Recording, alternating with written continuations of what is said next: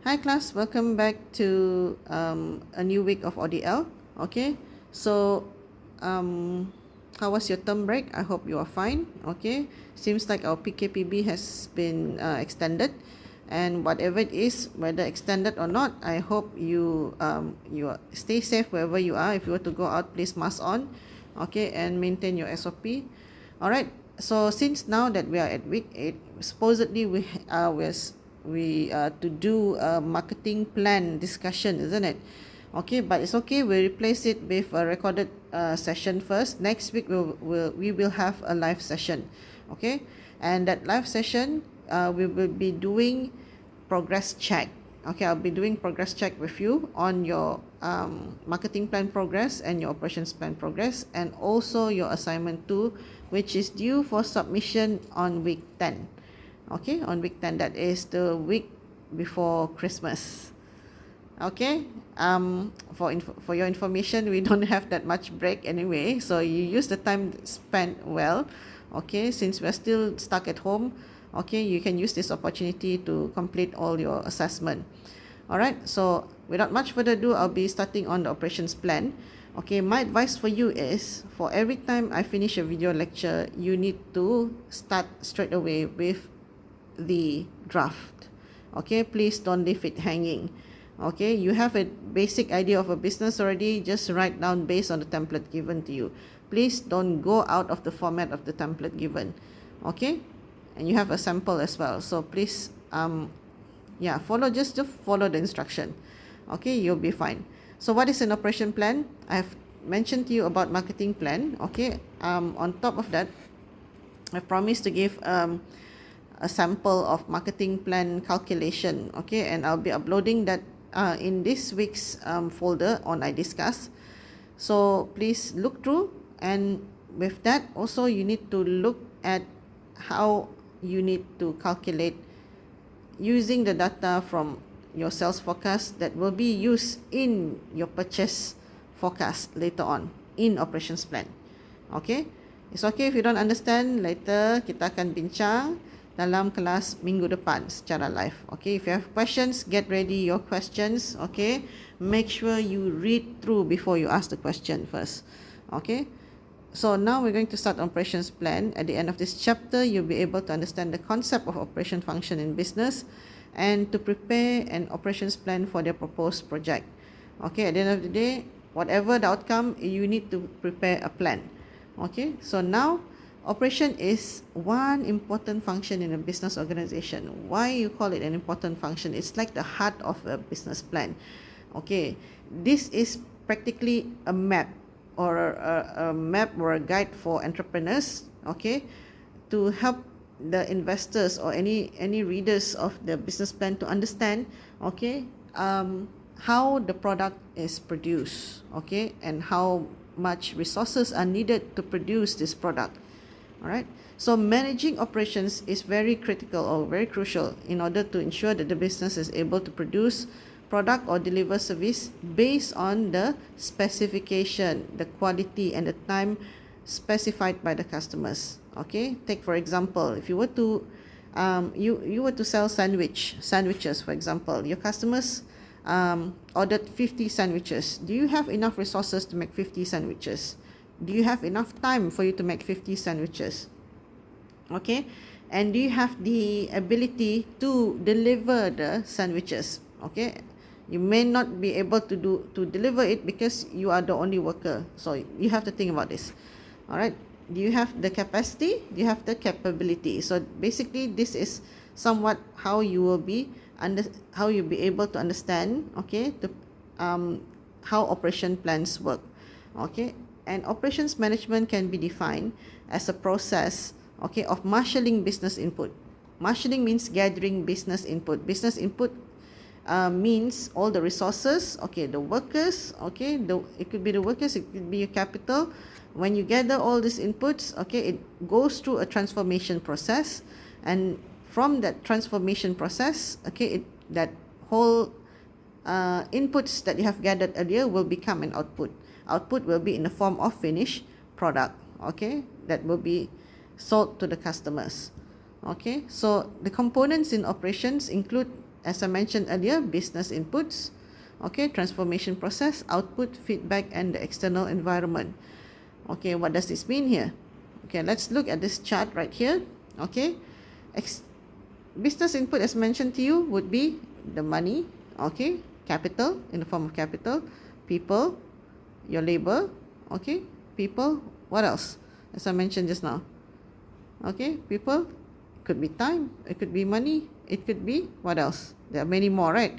All your raw material or your resources in the form of raw materials. Take for example, you are selling sandwiches earlier, okay, it could be in the form of your raw materials, tomato, it could be the bread, okay, this could be the capital that you put in, the cost involved in purchasing this, okay, and the salary that you pay to the people who will be helping you to deliver the sandwiches, or those people who will be helping you out with making your sandwiches. And all this will go through a transformation process, okay, who will help to transform it? You lah. Okay, and the final outcome would be, it will be in an output. Output will be in the form of finished product, which is the sandwich, as I mentioned to you just now. So all this will go through, okay, if you see, as it reaches the end, okay, it will go through a process of feedback. Customers will be giving you feedback, whether they're happy or not happy. Okay, if they're not happy, it goes through another process here. And this whole process right here is affected by the external environment factors, whether or not you have the resources ready. Sometimes tomato is out of stock, sometimes the bread you want is out of stock, okay, or it could be you may not have the capability to deliver it to your customers then, okay, which is maybe you don't have you don't have someone who delivers it, you don't have your workers, okay, you have to think of a backup plan. That's why you do planning, that's why you do operations planning. Okay, so far so good. All right, and there's such thing as what you call as a safety stock. Okay, we'll be reaching that part again soon. Okay, so in operations plan, it's one of the sections which is included in the business plan right after marketing plan. Okay, and this section will demonstrate the operational aspect of the business, crucial to transform the business input into output. Okay, I have already covered this. So what are the things that is included in the operations plan? It includes process planning, operations layout, production, material, machine and equipment planning, manpower planning, overheads requirement, location plan, business and operation hours, the license, permits, operations budget, and implementations schedule. Okay, so first one is process planning. It shows a step-by-step process from beginning to end in making the product or in providing the services. So you can read through this. I'll just show you the example. Okay, so this is the symbols that is normally used in a process chart. Okay, but this one mostly can be found in a process chart of a business, a manufacturing business. Because if you see this, you see the symbol circle represents that activity is in operation. So that activity involves modifying, transform, or give added value to the input. Okay, so how does it look like? Okay, you can read through this later on. Okay, like this. Okay, you don't really necessarily need to use this symbol. Okay, but if you prefer to do something like this, okay, this is an example of flow chart for the production of mixed fruit jelly. Okay, so you want to you are running a business selling mixed fruit jelly. Okay, assuming that this mixed fruit jelly is put inside a can mixed fruit jelly. Yeah. Okay, so first process involve transferring the fruit from the store to the production area. So the next process is number 2 will be checking the quality of fruits and segregate the bad fruits from the good ones. Then next process will be cleaning the fruits, put the fruits in the fruit chopper, put the chopped fruits into boiler, use electric ladle to stir fruits until it changes into pulp, okay, at 10 part of water, and so on until the end.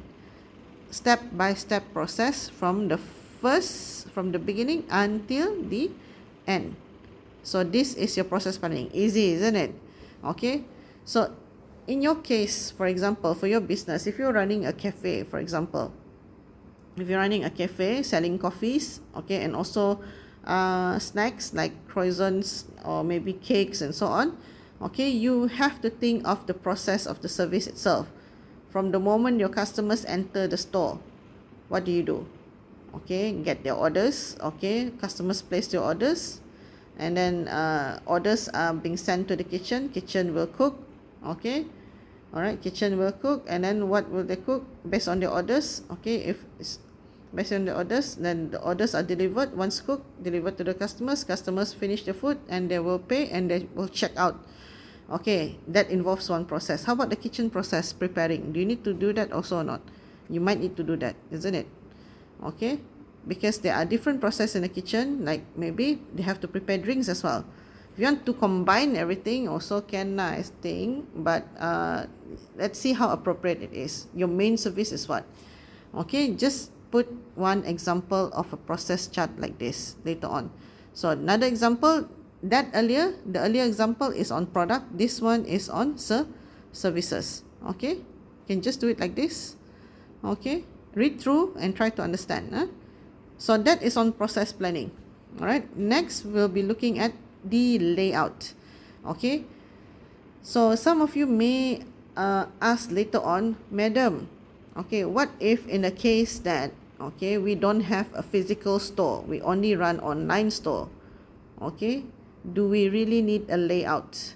Okay, for this method you don't have to have a layout then, okay, but what you may need is a layout to show, okay, that you are that, what do you call that, the layout of how the process of the product is delivered to the customers. You can show that, okay, walaupun kamu tak ada physical store, you can show a layout of how you deal with your online customers. Okay, faham? Everything can be shown through a layout. Okay, but if you have a physical store for your simulation right now, you need a location, isn't it? So you may have to have a physical store, but if you don't have, it's okay. Like I said just now, you show a layout of the process of how the goods or products is delivered to your customers who have ordered online. Okay, but in this case, this shows a physical store.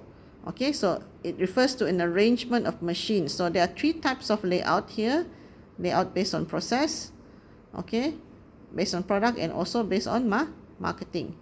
All right, layout based on product, I'll just show straight away. Please read through the this one. Your keyword here is, normally it focuses on product and it has continuous flow production.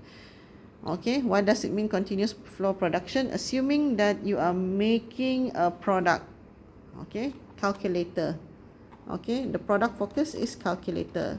So the design of the layout is made according to the sequence of activities to produce this product. Okay, now for example, okay, this is a layout based on product. Okay, this is assuming that this is the example of the mixed fruit can jelly earlier. Okay, fruits are being taken from the storage. Okay, the first is fruits are being received. Okay, transport hantar pergi receiving area, then the fruits are being segregated and sent to the cleaning area to wash, and after wash, all the bad fruits are separated or segregated from the good ones. The good ones will go into the fruits chopper. Okay, and after it has been chopped, it will be steamed and it being filled inside the can, and once it has already been filled inside the can, it goes through storage, the finished product earlier. So if you see this, it has a continuous flow of production. It doesn't stop at one point. Okay, so that is example of layout based on product.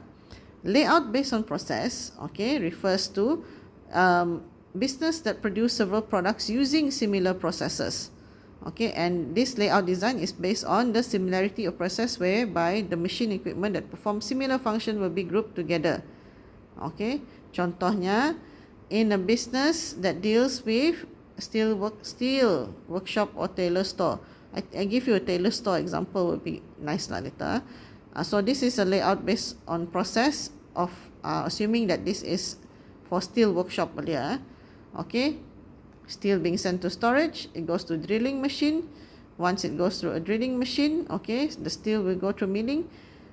It gives say for example yang Taylor store earlier, you can make pants, you can make also what do you call that, t-shirts, okay, but using the same process. That's why it's called layout based on process.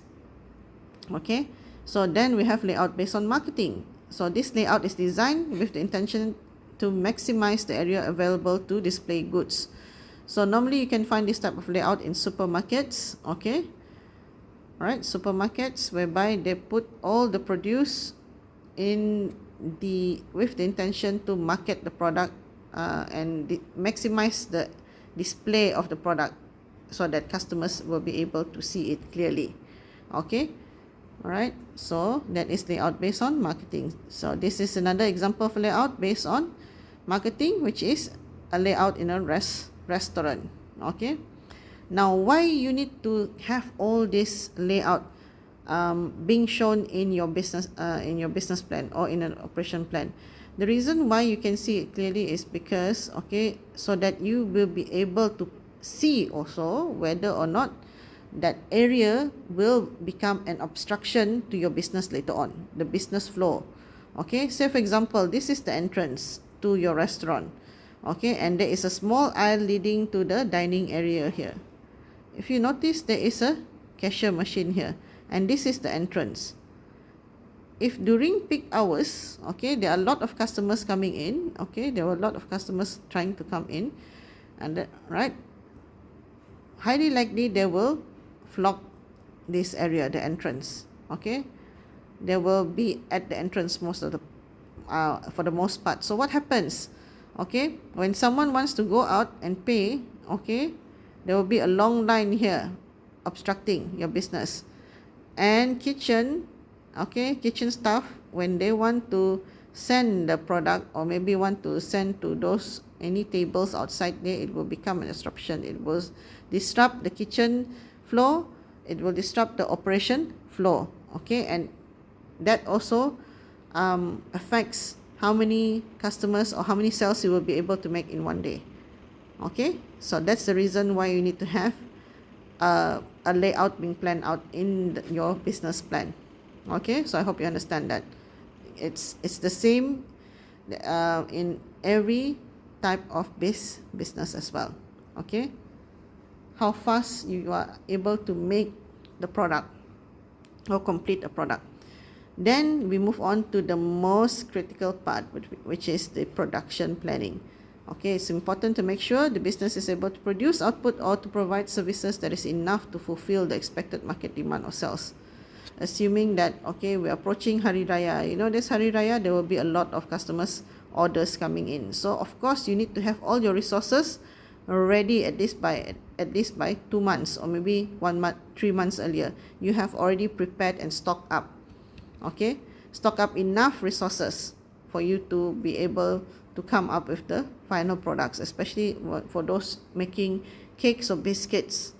Okay, you have to stock up cream cheese earlier, because these are the goods or resources that always runs out. Okay, all right, so moving on. All right, this part of the operation plan may require you to use the information from your marketing plan, which is the average sales forecast. The amount of the average sales forecast will be used to calculate and be used to project your purchase forecast. Okay, how much resources should you purchase? Okay, how much resources or how many raw materials that is sufficient for you to produce in 1 month. Okay, all right. In production planning, the business will determine how much output to produce for a certain period of time, such as in a day, a week, or a month. Okay, right.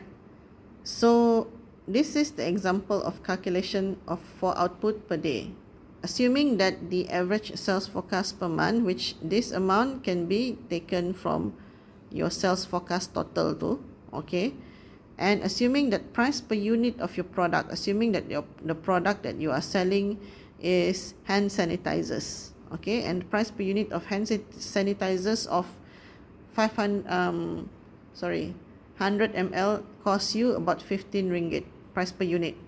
Number of output per month, how many bottle of hand sanitizers that you are able to produce in a month. Okay, so your average sales forecast number will be divide by the price per unit. You are able to produce about 1,680 units of hand sanitizers, assuming that your production, if the number of working days per month is 24 days. This one you have to decide.